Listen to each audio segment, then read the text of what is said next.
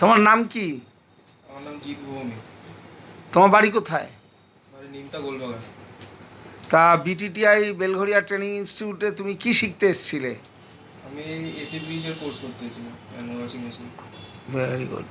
তা fridge AC washing মেশিনের যে কোর্সটা তুমি দীর্ঘদিন ধরে করলে, তোমার কীরকম লেগেছে? খুবই ভালো, এবং এখানে টিচাররাও খুবই ভালো গাইডেন্স করে, ভালো লাগলো।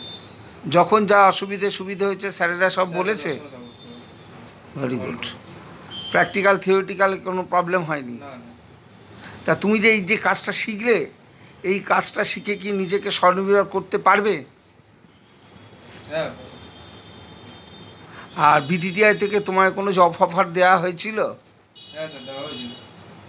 তা তুমি কি এখন সেখানে কাজ করছো? না, এখন আমার আর একটা কোর্স চলছে বলে এই জন্য আমি এখন স্টপ রেখেছো? স্টপ রেখেছি। ওটা হয়ে গেলে তারপরে তুমি ওটা হয়ে জয়েন গেলে করো। তারপর আমি জয়েন করবো।